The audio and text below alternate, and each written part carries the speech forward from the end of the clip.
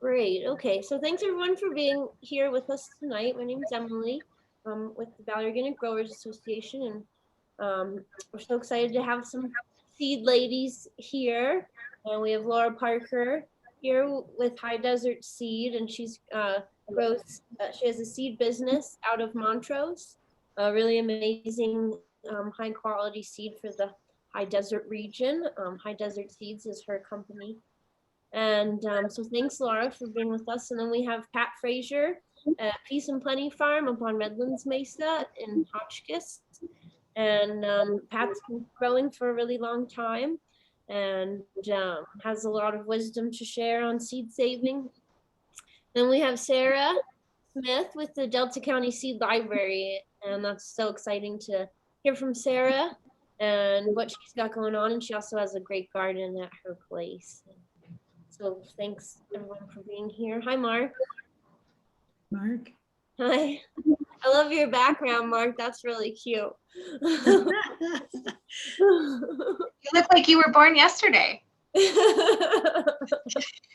along with the baby goats.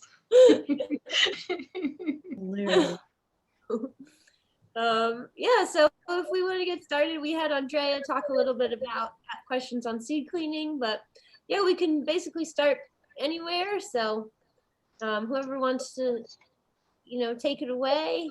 I know, Mark, you're also a great seed saver, so you're welcome to join in the conversation as well.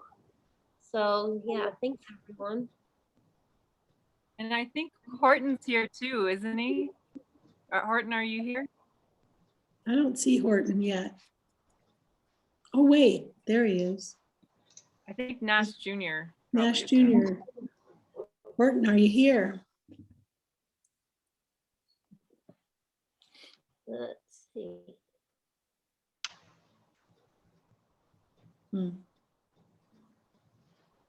Okay, he must be having difficulties. Oh, Oh, there he is. There he is. No, I don't know if we can hear you, but we can see you. Yeah, it looks like we can't hear you. So maybe like if you're it looks like you're unmuted on the thing. So I don't know if your mic is like not synced or something.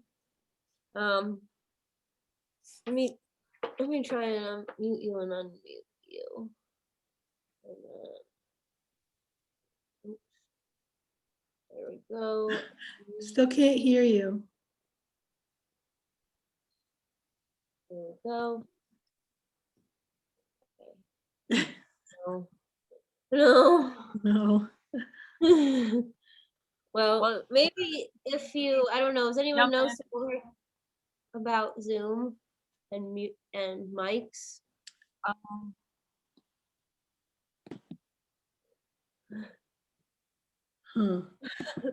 think in the setting. Yeah, I don't know. Anyway, well, welcome, Horton. Thanks for joining us. Hopefully you'll get it figured out. There might be a place where you have to turn on your mic, or maybe if you leave and come back in. Anyway, hopefully we'll get that figured out because we're happy to have Horton here as well. So why don't we go ahead and get started with some seed cleaning techniques. Yeah, Laura's the expert. Okay. Yeah, so we mentioned about cleaning wash seed. So generally what we've been doing is kind of extracting the seed, pulling all the guts out of there and everything, and then kind of soaking it in water. And then kind of like stirring it around and starting to get it separate. And sometimes like rubbing it against the screen to get that to just loosen up. And then we kind of just do decanting and kind of getting the flesh kind of goes off and getting the seed out that way.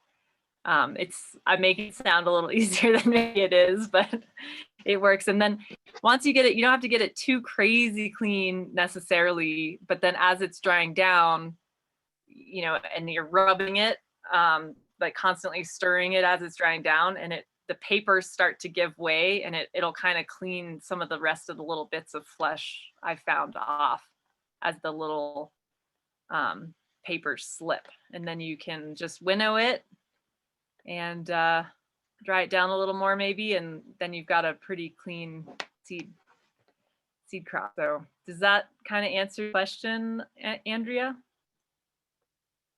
Yeah, it helps. And actually, I understand what you're saying about letting it dry some, and then it kind of naturally starts to come off, because I've actually found that. So very helpful. Thank you.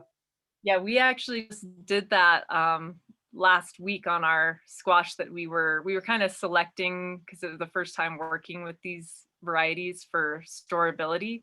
So we just did 2 extractions on 2 different crops. So that's actually, it's fun that you asked that, because we just did it. Thank you. Yeah. Very helpful. Yeah. So Laura, I have a question about it too, and that is selecting for storability, of course, has its challenges because sometimes they don't make it all the way through the winter. Yeah. And so what is, if you've already kind of determined the variety that you want to save and you have harvested it, what is the best time to harvest those seeds? After storage or before storage? Well, there's some different schools of thought, it seems, on that. I tend to think that letting your fruits, like of all kinds, like ripen post-harvest a little bit, you know, before, you don't want to let them get moldy or anything like that. But taking a squash and definitely curing it fully and even letting it into the seed. And so the same goes for like a melon crop. Like a lot of times if we have to pull them prematurely, certainly we will, but pretty much always we'll let them like ripen more fully off of the vine, just to get more of that energy into the seed. Yeah, and I kind of think about the same thing with peppers. And if I can dry a pepper and do a dry seed extraction instead of wet, it's preferable. I think the seed's just much more high quality that way. It definitely, like, it's just like a lot of times it's might be kind of pale when we do a wet seed extraction, but if we can let it dry, the seed's even just like a richer color, and it's definitely more viable and vibrant of germinating. Yeah. So, but at this time of year, most of us are pulling our leftover squashes out of storage. And the ones that are still, viable, both for eating and for seed harvest, okay to go ahead and harvest seed from those now? Yeah, absolutely. Yeah. Yeah. So what we did the other day is like, it was with the varieties that we were working with, there was like a pretty clear distinction of like some that were starting to rot and go out and some that weren't. So we extracted seed from all of it actually, but we kept them very meticulously separated. So anything that was starting to go bad went into one section, and then all of our stock seed comes from all the fruits that were super hard and solid and still holding really well. So that's in the hopes that we're selecting for that storability trait with our next seed crop. So I just sent some of that seed off to a seed grower in Mancus that's gonna grow out some of that from that stock seed selection, if that makes sense. Yeah, thanks. Yeah. So are you this washing? I never washed my seeds. I thought you got to keep them dry forever. I mean, except squash seeds, I do wash them. But what about other little seeds? Do you wash? I mean, I can't imagine washing your lettuce seed, for example, or even beets, or I don't know. So do you wash with water? Is Is this common? I always thought you just kept them as dry as you could. Sarah, you want to take this one? Yeah, I'd be happy to. So there's kind of two different schools of seed saving. There's dry seeds that are going to be like your lettuce seeds, where they're you want to let them fully dry on the plant, and then they're pretty much ready to pick dried out, and you don't need to worry about using any kind of water on those seeds, and it's best to keep them dry.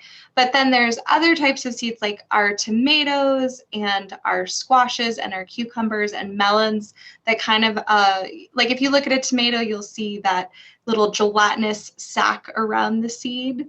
And the kind of the thought behind the wet seed saving process is that you're adding a little water, and then you kind of let that mold, so it's getting rid of that sac, and then you let that you clean that off, and then you let them dry eventually. And you do want your tomato seeds and your squash seeds and your cucumber seeds to dry eventually, but adding a little water and cleaning them helps kind of break that down. And Lori and Pat might be able to add more to that as well.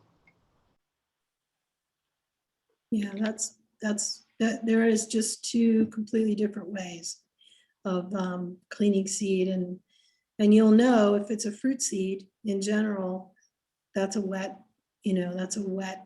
cleaning method. So fruit being tomatoes, cucumbers, melons, both winter and summer squashes, peppers, eggplants, etc.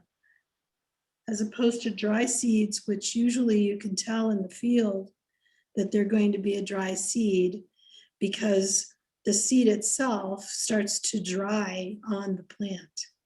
So like a lettuce, beet, all of the mustards, all of those start to dry right on the plant as the plant is growing in the field.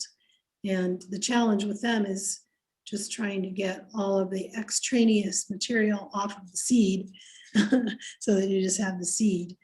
The kind of the exception to that is, that the biennials.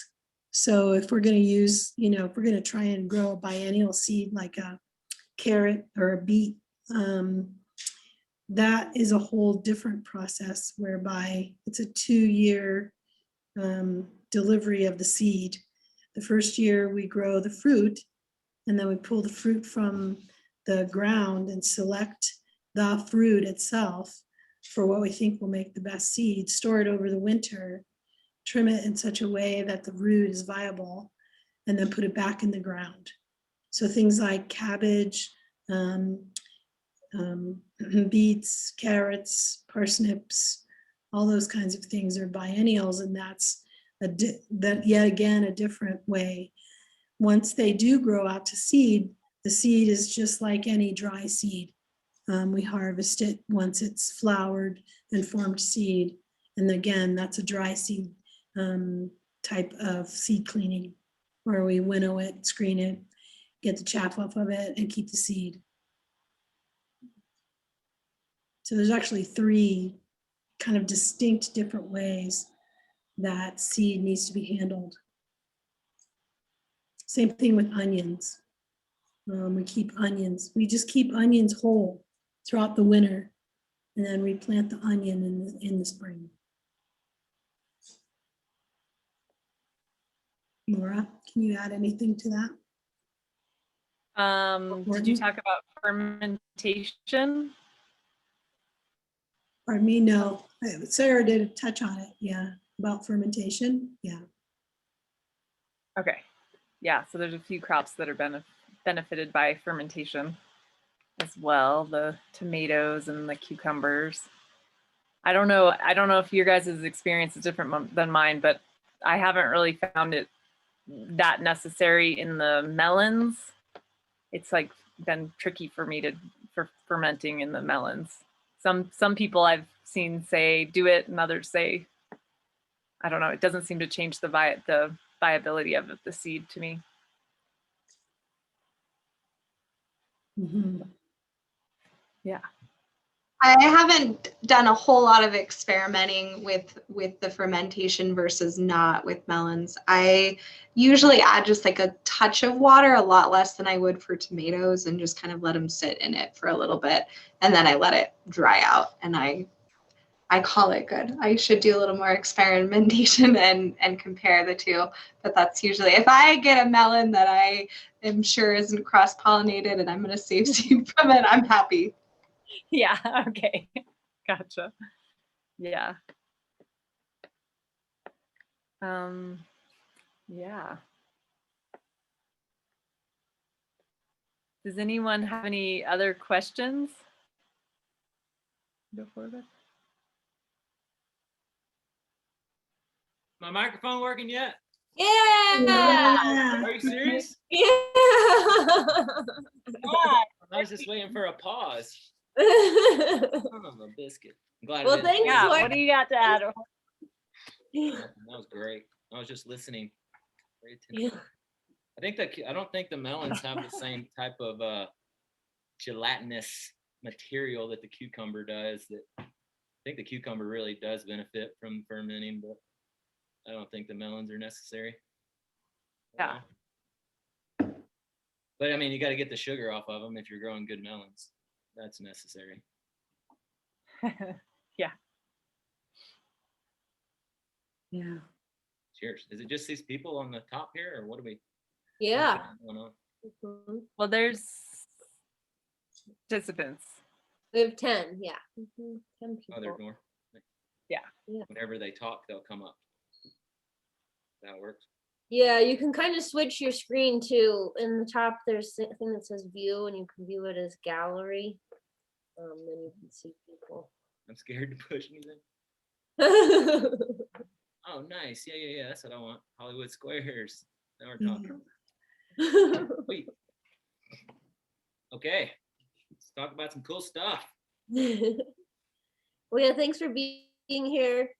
Horton, do you want to introduce yourself briefly to the My group? name is Horton Nash. I'm up here on Lamborn Mesa. Just trying to do some seed work. So what are you most excited about, Horton? What are your favorite seeds to grow? I don't know. It changes always. Right now, like today, I'm really into this grass pea, and that's what I planted, at least, into the mucky muck. And yeah, it's a Lathyrus sativa. It used to be widely circulated, I guess, as a cover crop called chickling vetch, AC chickling vetch. You might have seen it that way. This seed particularly was given to me by Bevan Williams and has been in selection for an edible crop. And so we're trying hard to remove all signs of blue or purple flower. That's a pretty cool project for sure. And so it has its ups and downs, and but it's a really, really pretty crop. And I know in the South it overwintered really good, so it was a nice crop down there, but up here it doesn't overwinter. But you can plant it as early as you can get it in, and you can plant it in the fall or summer or whatever too. But yeah, it's a really nice little vetch grass pea. Cool.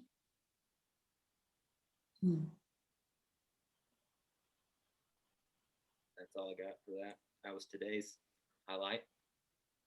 Cool. That sounds exciting. So you're growing that for cover crop, and Yeah, I mean, it's kind of like I don't know if it's necessarily preservation, but it's just like a selecting project. Just every year, try it in a lot of different ways. You can eat it. It's very popular in like the Basque region in Spain, even in North Africa.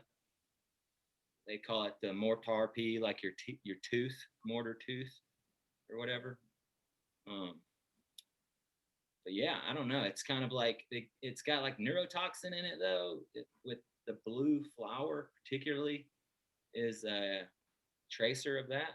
So it's a really interesting deal. But it's actually becoming more and more circulated as a cover crop with the chickling vetch, because I believe the the PVP has run out on it.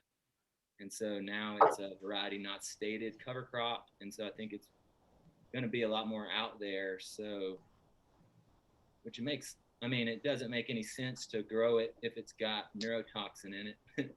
So I wish I could get in front of that, but whatever. It's a really cool project, and I'll share it with everyone Saturday. That wants it, at least. Cool. That's exciting. Yeah, it is. So is it forage? Is it a forage crop if you can get the neurotoxin out of it? Yeah, it would be totally edible. It's the neurotoxin comes in the seed pea, but only, you know, research probably has to be done still, but there's a lot out there. It's on the purple pea, and you see a lot of that actually in like flowers and other like wild legumes tend to be highly poisonous with the blue and purple flower. And so, you know, if you look at all of our really good eating peas, I mean, there's a lot of new varieties now with beautiful flowers, but traditionally the eating peas are white flowers also, even in that family. So there's something going there for sure. I don't know it. I'm just growing it. It grows really well. It's fun to grow. It looks a lot like the sweet pea we have, except it's a little smaller. It's not perennial either. It's the same genus. Cool. It's like unusual sprawling. crops. Is it sprawling or is it a bush type? Yeah, when I usually try to plant it as early as I can, so I don't have to water it. So it kind of stays pretty low, but it does have tendrils and could crawl. And if you grow it in a cover crop, it'll crawl up more. But it's not like, it's really not super like aggressive, to be honest. But like, that's another, you know, there's a long way to go with it for sure. It's a pretty good population. So yeah, I like unusual crops. Sorry, I'll go on a tangent if you'd like me to. That's cool. It's definitely cool. Mhm. Does anyone have any questions? Yeah, what are y'all's favorite stuff? Did y'all already say this? I didn't hear it. No. I'd be happy to go. Okay. I will say, let's see here. It's always hard to choose a favorite, but I'm with you, Horton. Sometimes it's like what you're in at the moment is most exciting. And I would say I recently planted some onions from onions that I saved last year. That felt exciting, and it was fun cleaning them, which I don't always feel that cleaning seed is very fun, but finding joy in it is also a good practice, I think. And I have a set of seed cleaning screens that I find really helpful for those kinds of projects. It's nice. I've got like a set of 8 screens, and each number is a different width of opening in your screen. And I find it really useful for cleaning, especially some of those small little bitty seeds. And so it was fun cleaning onion seed, and I didn't get it perfect, but it was just for me. So I was not super picky about it. And I planted those out in comparison with another variety of leek, and it was really inspiring to see how well they germinated. So that was exciting, and probably one of my happy onion projects. I've saved seed with onions a couple years now, and I feel like for me they're the biennial that I have the best luck storing. I don't know why, but I struggle to store beets or some of those other crops, and I think it has to do with the humidity of where I store them. But the onions don't seem to care. They for the most part do pretty well, and so that was fun to get those sprouted. And I think there's something magical too about onion seeds, because they're this stark black, and then you have these fun little like puffball umbels that you get. And so there's something really fun of like taking apart these like Dr. Seuss-esque puffballs and then finding these like shiny black seeds inside. So that was pretty exciting for me. Do you ever get little bubles or bublets in any of your onion seed heads? Any of you guys? I have. Yeah. Yeah. Particular varieties or just particular years, or what do you think that is? I don't know. The Bronstein pasta seems to do it most years. But I'm always like, oh, I'm going to save these and plant them out. I need to just plant them right away, I think, because sometimes they dry out before I get them back in. You haven't seen it in your walla either? Oh, I'm trying to remember. That was a few years ago. Did you see it in the Walla Walla? I saw it this past year in 3 different, actually 4. Do you guys know what he's talking about? The bulbules too? Does everybody know what we're talking about? So yeah, so like in garlic, onions also do it. They'll form like little mini onions that are called bulbules up at the top. I said that weird, but that are just, yeah, they're like kind of birthing just little clones of themselves from the seed head sometimes. So sometimes there'll be like seed coming out and then a little mini onion coming out. And you can start plant growing. those Looks like right it's out. still- And yeah, they start growing even, the green part. Weird. Yeah, it's pretty strange when you see it. Look for it when you grow out your onions again, Sarah. Yeah. I will do. I don't know that I saw any of that, but it makes me think of Egyptian walking onions with like Yeah. a fun cluster. That's exactly what it Yeah. looks like. Right. Let's see, I'm excited about the sesame line. It's like, I guess it's on my mind because it's sitting over here. We finally got the seed cleaned from some we got grown out again. So I think it's sesame line 31. It seems to be the one that's some seed here. And I'm pretty excited about that plant. It's kind of like a spike and it has these white kind of tubular, almost like penstemon type flowers on it, the plant. Makes really interesting seed pods, and it's just really fun to grow that here when it's not necessarily something you think you ever grow here, but it will do it. Where did that come from? What is that all about? 31. I think it came from Sand Hill Preservation Center Oh, right on. originally. It might be something we grew together, Horton. I can't remember. Does it have a color? Is it like black or tan? Here, I've got it right here. Show and tell. Show and tell. It's kind of golden color hues, Nice. different colors of golden and blonde. Awesome. That's the seed we grew last year. Excellent. Just a little bit. We'll see how it goes this year. Yeah. I think oilseed crops are really, really, really cool. Yeah, definitely.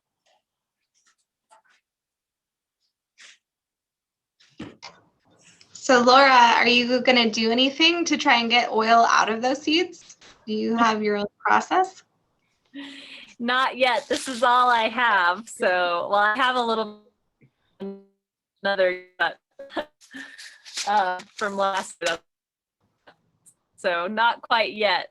We'll see if I put out in quantity enough to get it. I have decided that the timing on it is really, I try to push it later than earlier, starting in the house. That it seems to like the warm soils and stable environment. And even though I feel like I'm pushing the season, like starting it later is better. Which it's sometimes just getting to know up to figure out that line, I feel like. But so yeah, so maybe one of these days I'll figure it out so I can grow it in enough quantity to press oil. But probably like Egyptian kale or like camelina would be a better oil seed crop to pursue, or sunflower seeds here. So yeah, so the Egyptian kale, sometimes people call it, it's a prolific kind of green crop, but it's mainly grown in, I guess, Ethiopian kale. I said Egyptian, didn't I? It's grown in Ethiopia mainly as a seed crop, and that would be a really interesting one to work with. And then the camelina, if you guys don't know, it's like a brassica that's grown dry farmed a lot, like up in Montana and Wyoming, and it's used primarily in kind of doing biofuel or biofuel type use. And then it comes from really like Eastern Europe area, and they use it a lot as like a cooking oil and like for salad dressings and stuff. It's really high in omega-3 fatty acids. Yeah, it's quite a brassica smelling thing. Grows awesome here. More people should definitely try that out. Yeah. Yeah, it's another one. We seeded some out the other day. It kind of likes that early season seeding, right, Horton? Yeah, it's easy as heck to put down too. It'll basically take over if you have like I mean, not everybody has it, but the purple flowering brassica, it basically is the same window as that. And I haven't tried any overwintering it, but I don't have very good luck up here overwintering much. So I'm not sure about all that. Maybe in just a little bit lower elevation, like down even in Uncompahgre Valley, it might overwinter. I don't know. I have a question about this would be more not so much in the seed crops, oil seed. I think that's probably out of my purview here. But my question is, how many plants do you need to have for maybe in general, or if certain plants matter, like how many carrots should you let go to seed, or how many parsnips, or even onions you're talking about, so that you have a good diversity.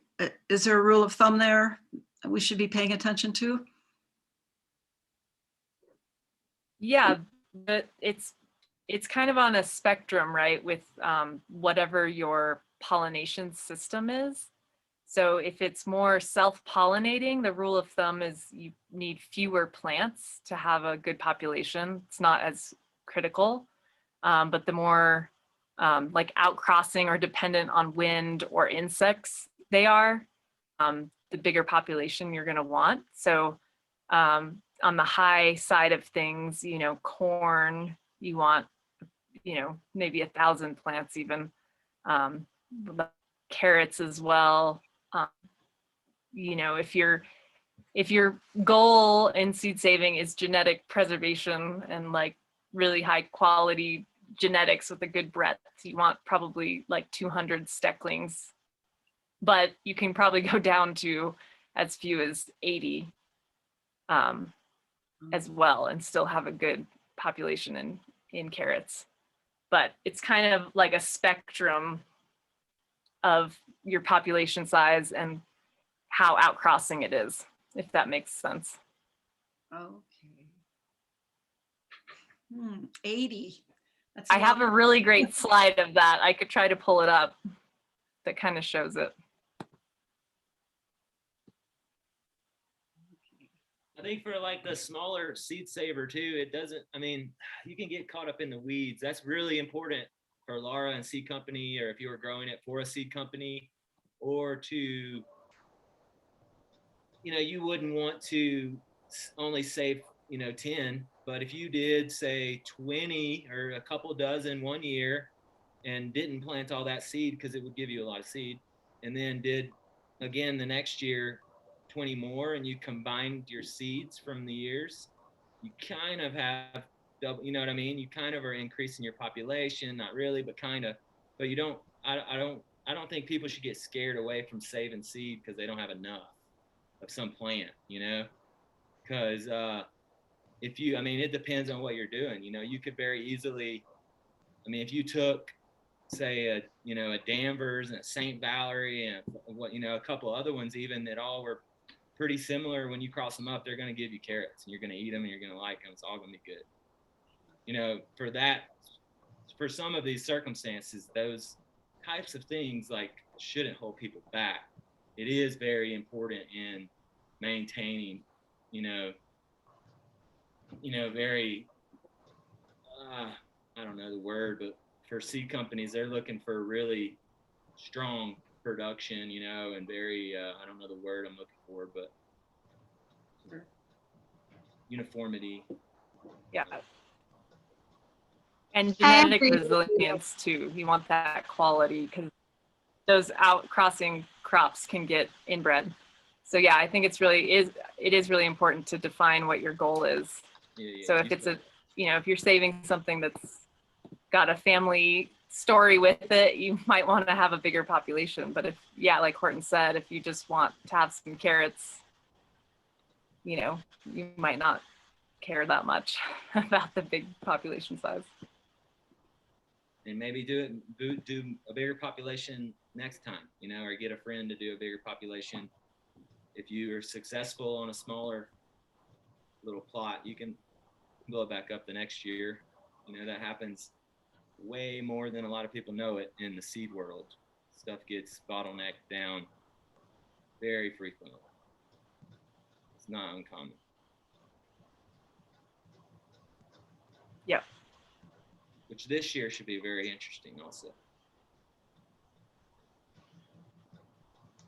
Well, and I think too, Tara, it's important not to let that hold you back. So, maybe picking one variety of something that you're really passionate about and you care about, and you're like, okay, this is going to be my seed project this year. And you focus on, you've got, one row in your garden that you plan out as much as you can to get seed off of. But don't worry, or don't let that not allow you to save seed. And because we need more people saving seed out there, and so I think getting passionate and focusing on one crop that you can handle within your space, and get as much, try and save as much from as many plants as you can within your space, and starting there, and then just as Horton says, kind of working your way up, I think is a good way to start for beginners.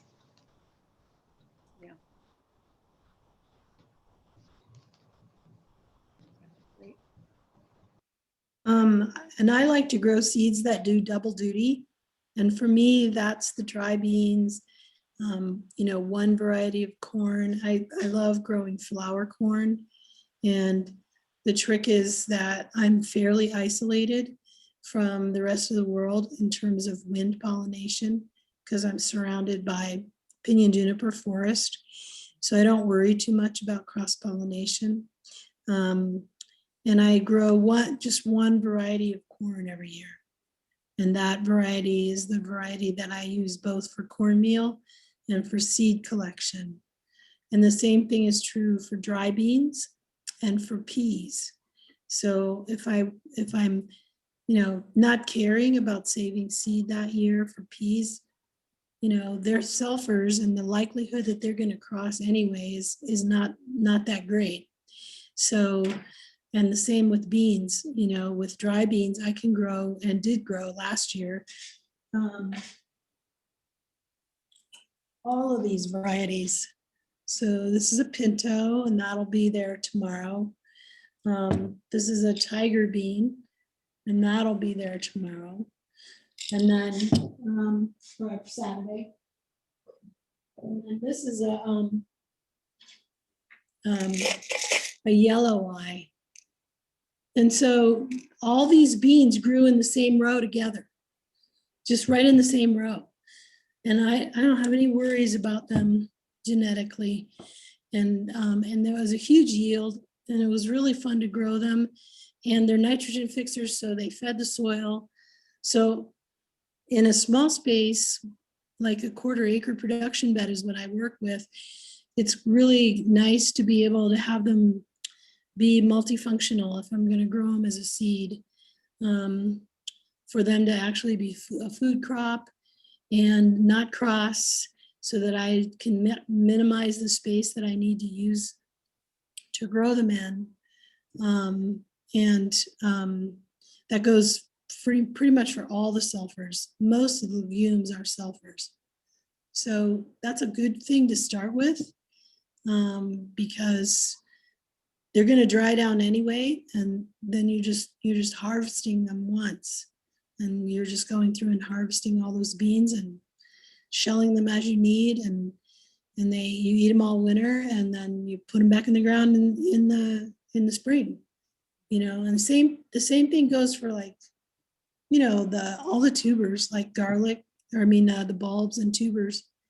I think the coolest seed to grow is potatoes, because I told my husband today, we didn't use enough potatoes last winter. We must have been in like low carbonate or something. So I have all this beautiful potato seed, and it's all viable. It's all ready to sprout. So I'm probably going to bring some of that tomorrow too, or Saturday, because potatoes are, they're kind of prone to virus sometimes here. And so if they're grown pretty pristinely and you keep the genetics viable, there's no reason to believe that they're going to do that. So, yeah, think about those kinds of easy things to do that just are what you're going to eat anyway in the wintertime. So it's like seasonal growing and seed saving. Pat, I had a question for you in regard to your beans. Uh-huh. This is Andrea. Often I've read about doing additional drying. And when I did my beans this year, I just made sure they're thoroughly dry before I put them away. Mhm. And I'd neglected and was feeling bad, thinking I should have done some additional, like, low heat in an oven sort of thing. But it sounds like you don't necessarily. I'm thinking we're maybe dry enough here. So is that what you typically would just make sure they're dry before you put them away, but don't go to a lot of extra drying effort? Yep. I'm really lazy. And so what I do is I pick them and I stick them in a like on a pallet, someplace where it's dry and cool.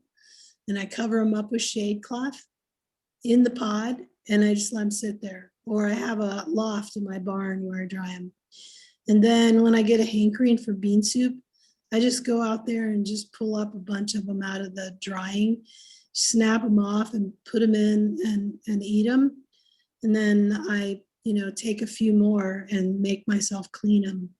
So like at the end of this winter, I didn't really do too much bean eating in the winter. And so I had all these beans to clean, tons of them. And I teach these little kids at an elementary school in Paonia. So I made them do it. And they were awesome. They just stomped the heck out of those beans on a tarp, and they loved it. So get a bunch of kids in your neighborhood and let them stomp those beans. They love doing that stuff. And yes, we are dry enough. You definitely don't need to add heat to them. If you just keep them in a place where the mice don't get at them or any other rodents, you can just put them away all winter. Even if they get cold, they don't care. And there's like super easy. Yeah. Great. Thank you. You're welcome.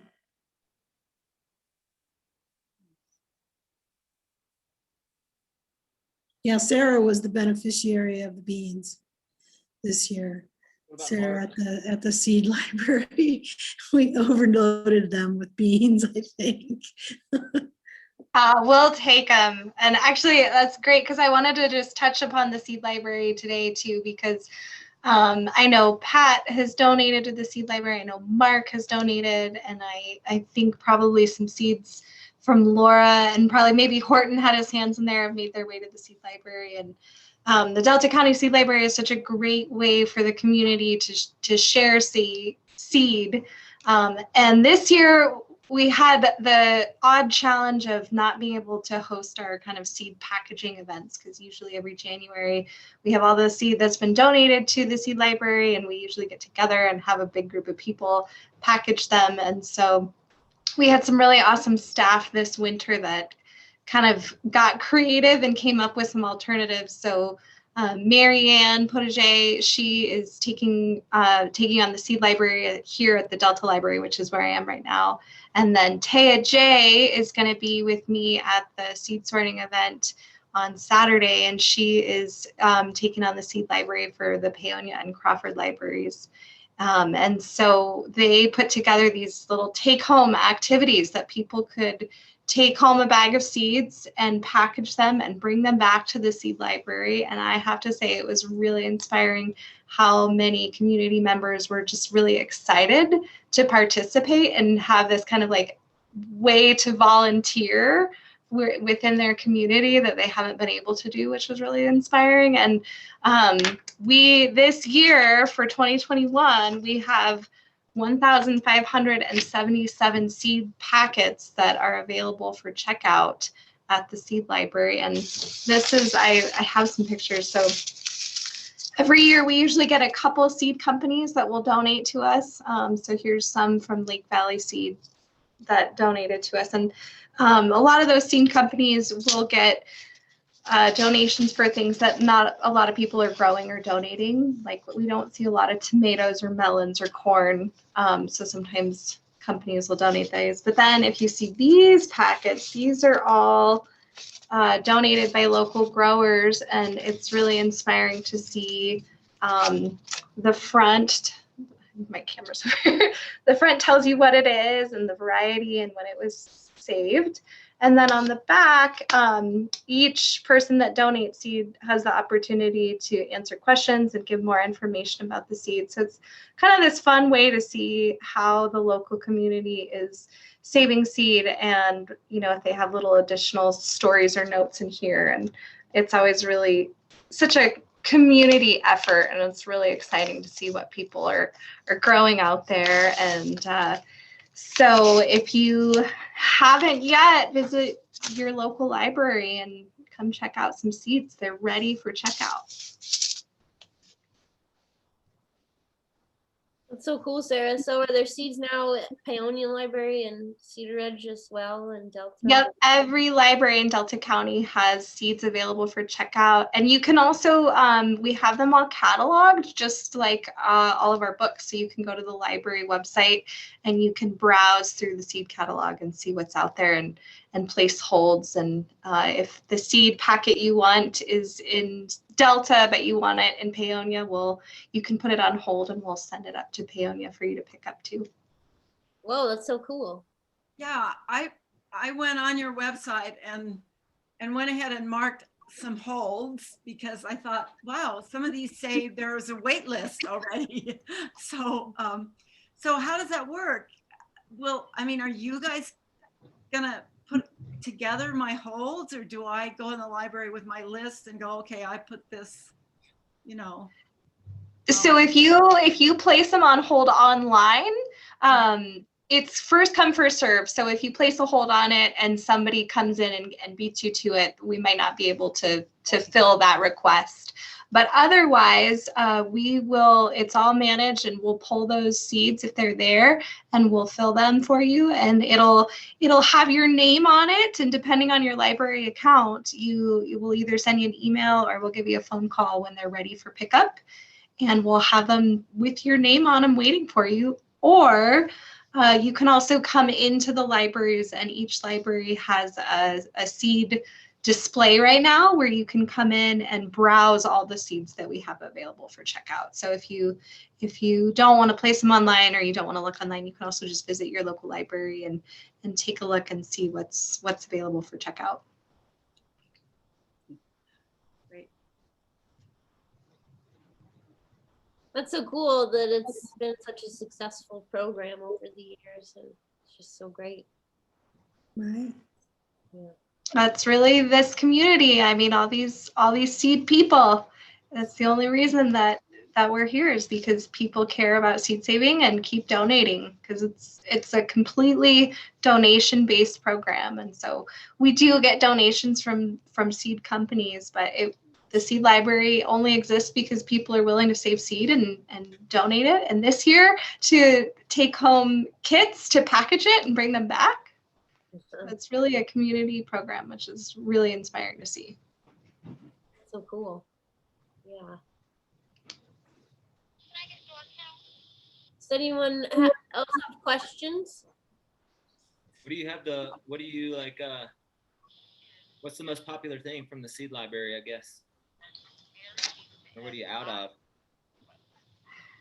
Like, she's got holds already. Like, that ain't gonna work. That ain't gonna work. Well, it's funny. I would say it really depends on each community and each library. I would say here at the Delta Library, which that's where I am right now, flowers are really popular. So flowers tend to go really quick here in Delta. I would say at some of the other libraries, I see some of it has to do with what we don't see large quantities of donations. Like I think tomatoes and peppers and squash and corn, some of those we don't see as many donations of, and so those are usually gone pretty quick. And then like in Cedar Ridge, I would say we see a lot of like lettuce tends to go pretty quick. Some of those cool season crops that tend to do better, at higher altitudes are pretty popular at some of our other libraries. I would say the most exciting donation that we have ever received, it wasn't this year, but one of our first years, we had a big Ziploc bag of hollyhock seed that got donated. And it hung out in the library, and all of a sudden those little weevils, I don't know if you guys have ever seen those hanging out on the hollyhocks. We had this like Ziploc bag crawling with all these weevils. And it was, whenever we see pests like that, we can't actually take those seeds and put them into the seed library. So it was like, we had to say goodbye to the hollyhock seed, but it was like the most memorable seed donation we had was this bag of crawling weevil hollyhock seed in the library. It's very exciting. Those seeds did not make it onto the shelf because they were, we have to do quality checks with those. And so if we see any kind of pest sign, we don't catalog them, but it was very exciting. Well, here's I thought it was 1 year, my lettuce, I was gathering up the lettuce seed, and there was a fair amount of aphids around it. And what I did is I put it all in a big bag, and I just shook some diatomaceous earth in there and just shook it all up. And so that I saved that bag of lettuce seed with the diatomaceous earth. I labeled it as such, and I planted that seed for years, and it was all fine. I wonder if that would have worked with the hollyhocks. Those little weevils are sort of hard-bodied, so maybe not. But anyway, that seemed like a logical way to, at least, I don't know how aphids procreate, if they would have stored in my basement, but anyway, I never saw any live aphids after that. And the seed was viable. It was like 2012 or something. I planted that seed. Finally, I just sort of dumped it all out there, and it all sprouted. Wow. It was amazing. That's cool. Old seed. That's really cool.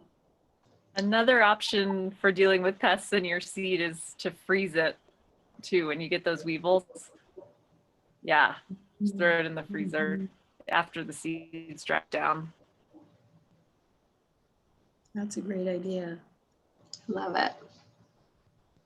That's okay for the seeds to be frozen? As long as it's dried down really well, it shouldn't damage it. It depends a little bit, but yeah, most of them can take that. refreezing.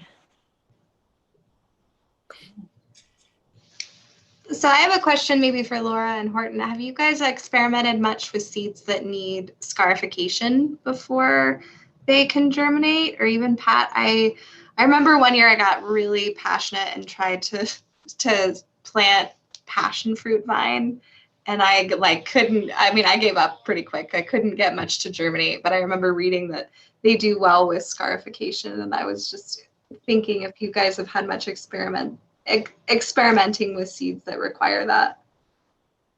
I have a bag of passion fruit seed from an old fellow farming seed friend, Jeremy Kester, that I still have and look at it every time I go through my one box of random seed. But I don't know. I think there's a lot of flower and herb seed that benefits from it, you know, and like, I think my own personal process and procedures tend to drive me away from anything that takes I'm like Pat, I'm a little lazy, you know. If it takes a little extra work, it's probably not around my portfolio anymore because it didn't work, you know. So I don't grow anymore, and I don't have any seed.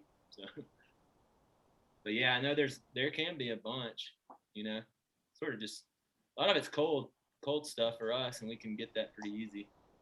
Just plant it early enough, but yeah, I don't know. Laura might know some more botanical info. Yeah. I Yeah, sometimes it go ahead, Laura.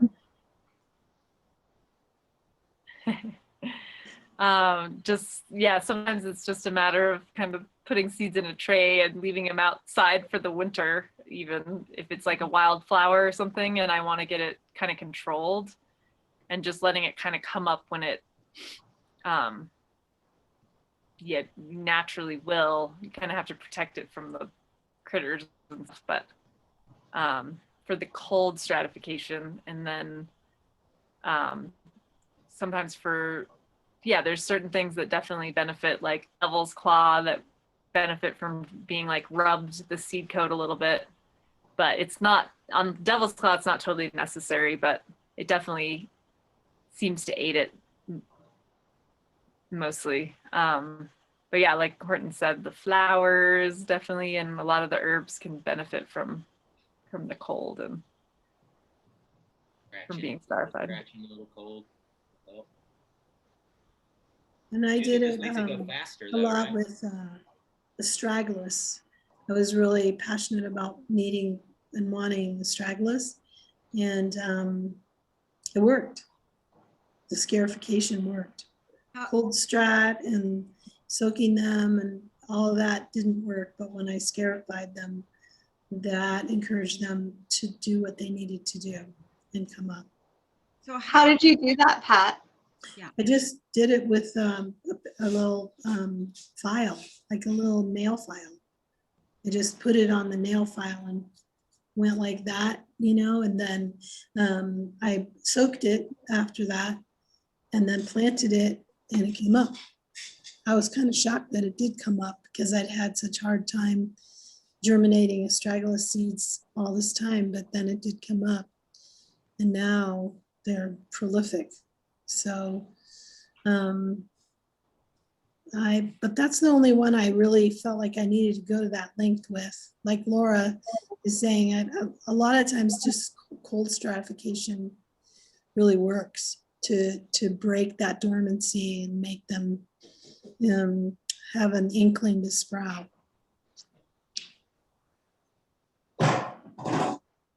I'm thinking like morning glory vine.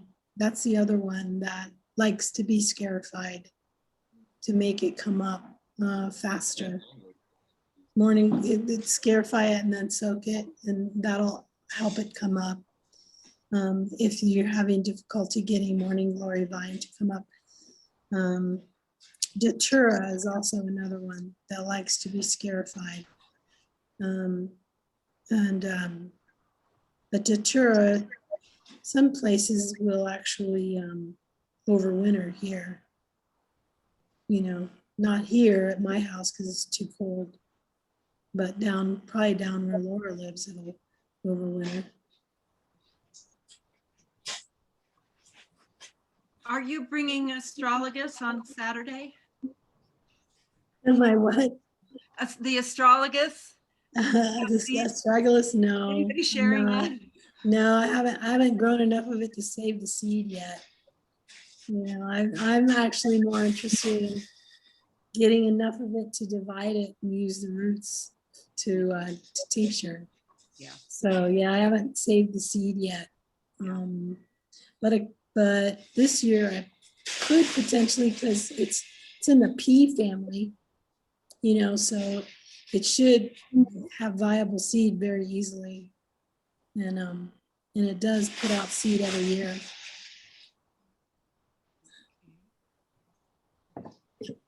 Well, that's interesting. I didn't realize it was in that family, in the legume family. Cool. Well, that's cool. I just wanted to say hi to Allison as well. I saw Allison, you joined on. Thanks for coming. It's great to see your picture there. Hi. Hi.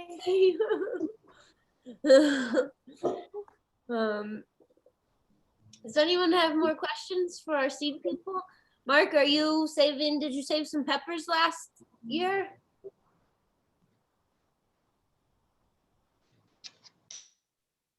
Turn off your, There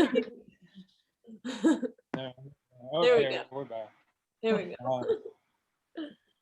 Zoom proficient.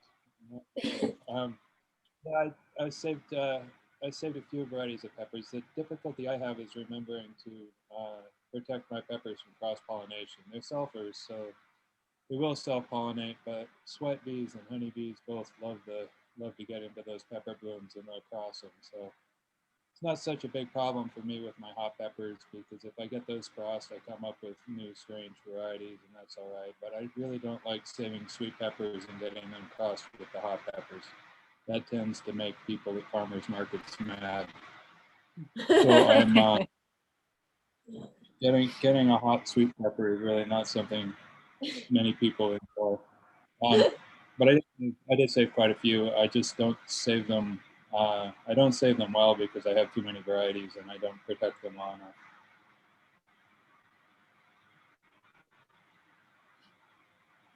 Cool. Well, does anyone have any more questions? We can wrap it up. If anyone wants to talk about anything else quickly for a few minutes. I have a topic I want to talk about. Okay. I just want to know what people think, and also Mark didn't really say what he was excited about, but I have this theory that actually perhaps, and it doesn't go for everything, but a lot of seeds don't really, I mean, yes, packing them in a seed packet or selling it to a seed company, they really want it clean, but you rarely see that in nature. So, you know, you're usually seeing the seed heads fall down with a whole bunch, you know, and I love seeding everything together. When I'm seeding like peppers, tomatoes, flowers, whatever, I seed it all like in one chunk, you know, kind of, because I think that benefits it all. But I'm just wondering if anybody else thinks about that, or it's also very irritating to get a lot of crops all the way clean, so that doesn't happen. But yeah, just curious.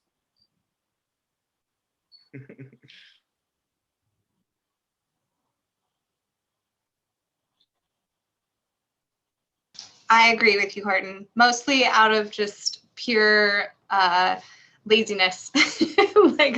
I would say that if I, if I'm eating something like dry beans, sure, I'll get them pretty clean, because if I'm gonna, eat them, sure.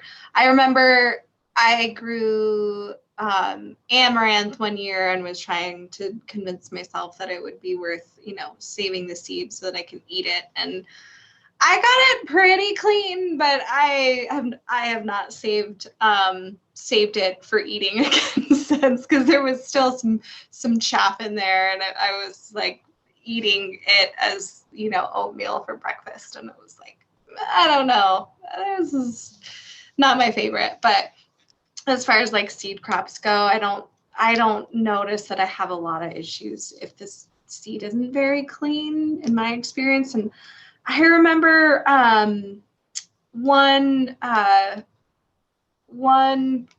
hearing from somebody that was like, if you're having trouble with germination, try cleaning it more. But if you're not, that's not a very expert opinion, but that's mostly out of my pure laziness. So I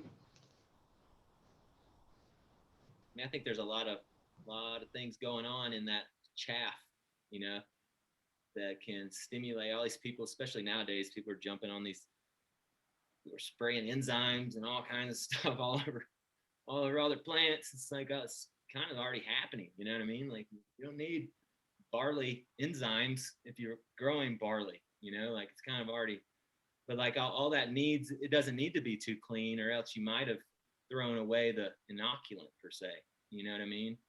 I mean, I've seen mycelium running pretty hard on the top of some really dirty seeds when I germinate them.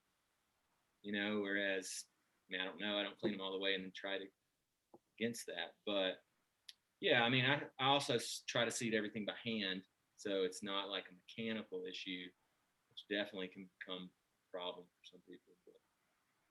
But just wondering if people were like, asked about that. Well, most of you know I really love growing grains, and that's always a tricky piece. So they have three places they can go at my house. They can go in my mouth, and if I eat them, then they get really clean because I'm going to grind it into flour, or I'm going to give it to somebody else who's going to make flour out of it. But if I'm being too lazy about that, then they'll either grow in the ground, they'll just go back in the ground, and they usually sprout just fine, uncleaned. Or they get sprouted for chickens. And even if they have the chaff still on them, they'll ferment and sprout just fine for chickens. So again, I like to see seed go several ways if possible. And the grains are really good utilitarians for that. But flour's got to be pure. So if I'm grinding grain, it's got to be more pure than, what I do the rest of the time. But then again, grain isn't that hard to clean as long as you're not growing those gorgeous heritage grains with those gigantic awns and needles and stuff like that. That stuff is really hard to clean. And so laziness, definitely that factor sets in for me anyway. And a small part of it gets cleaned and gets sent back to Rocky Mountain Seed. And some of it stays with me for next year's seeding. But that stuff that's going to go back in the ground, I don't clean it very well. It's fine.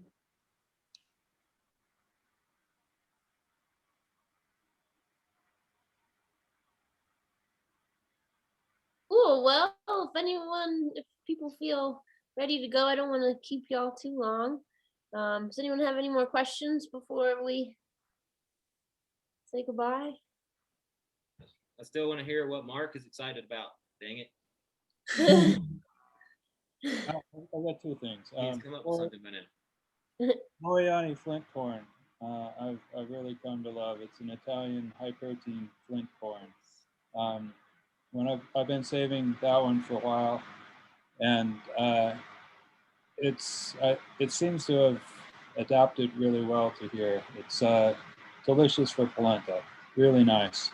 The other thing is American groundnut. I've been trying that one out, and I'm really excited to see how it adapts to here. It grows wild from Canada to the Gulf Coast, but not in these alkaline soils. So I'm interested to see if I can if it'll work in the alkaline soils. It's a really fun vine with a gorgeous flower and a great smell to it, and So edible too. Groundnut? Yeah. I want to come taste that. I've been eyeballing that one. Yeah. So I've had it in town for a while. Did it go? Try to harvest it this year. See how it does. Is it like a peanut? Groundnut? Tuba. More like a potato. Oh, okay. Mm-hmm. smaller. In India, they call peanuts ground nuts. That's like what they Yeah. call them because they Just- fall over Yeah. to the ground. Yeah. Well, that's exciting. I never heard of that before. That's cool.